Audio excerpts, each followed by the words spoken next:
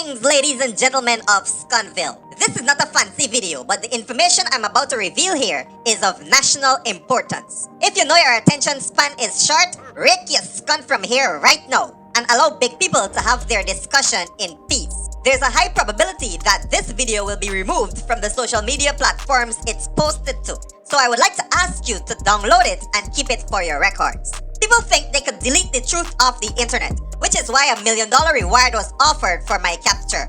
I'm happy to report that $1 million will have to be refunded because the Minister of Skunt is still out here at large, while the police in Guyana is harassing innocent people over me. They thought that they were investigating someone, but it was them who were being investigated. And now we know exactly who are implicated in the BT corruption at the Guyana Police Force. And we know exactly who are the ones facilitating Mr. Shit's assault on innocent people. But we will get to that in a next video. This video is to offer you, the public, some insight as to why Levoy Shits was so desperate to get us shut down. You see, we here at Guyana Uncut receive loads of tips and leaks, but we never publish claims which cannot be substantiated with evidence.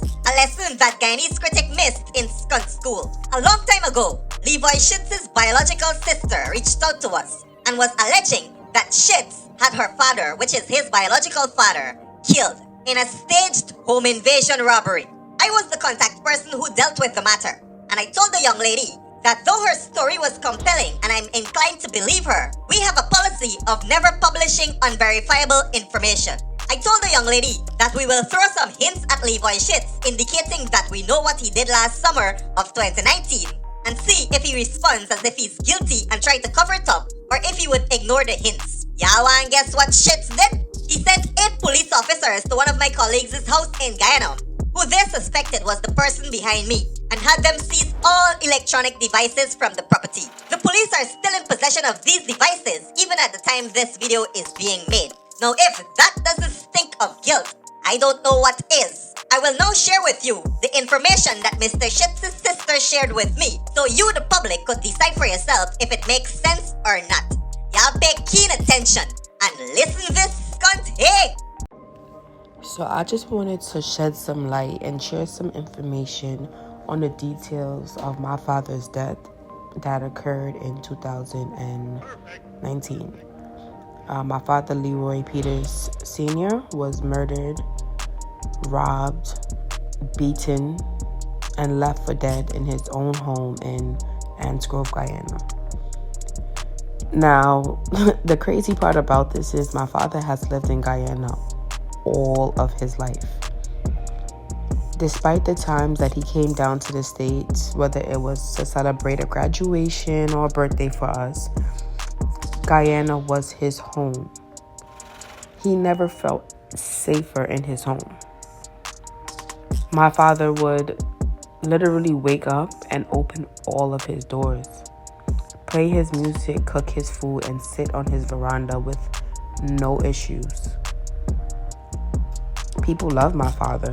People came to my father for advice, for meals, sometimes for clothes, anything, and my father never turned them away.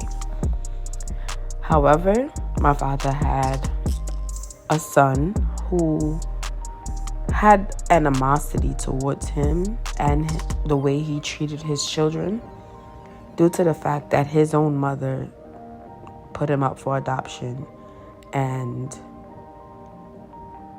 basically felt like my dad had a part to do with that when he had no knowledge of this child. Leroy Smith himself, about a decade ago, went searching for my father, and my father, opened his arms, gave him love, and even made him the executor on his will just 2 months before he was murdered in his home. Now, I have all reasons to believe that Leroy Smith is the main suspect in my father's death. His actions during the time of my father's stay in the hospital and his actions prior to my father's death is all what makes me believe that he has something to do or everything to do with my father's death. Let's start with when we first got the call that my father was found dead Well, he was found beaten, in his home. My 10-year-old brother at the time, Leroy, found my father laying in his own blood, not responding. He screamed, called for help, got an emergency department, got an emergency team to come over, and then there comes Leroy Smith. We were under the impression that Leroy Smith was actively and consistently following up and checking in with my father, as he is an elderly man. However, it wasn't until then that we found out that Leroy Smith had almost rarely or never went and visited my father. 2 months before my father's death, he made Leroy Smith the executor on his will. At this point, Leroy Smith knew everything about my father. He knew his income. He knew everything that he had, his land, his house. He knew everything right there in front of his face. Everything was there. He took this information, and I believe that he wanted my father dead so that he can get control of what was going on. And he could care less about how we felt, because he never grew up with a father, and he envied us because of that. Myself and my 3 younger siblings, he envied us because he didn't get to grow up under my father's love, and he knew that was a genuine, unconditional love that he probably even needed. My father was admitted into a private hospital in Guyana, and his hospital bills almost came up to about $400 per day that he was there.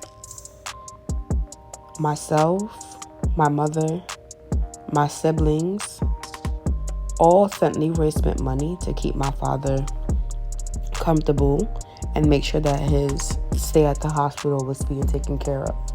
All to find out that he had paid nothing. He obviously pocketed the money, or I don't know what he did, but he did not pay my father's hospital bills.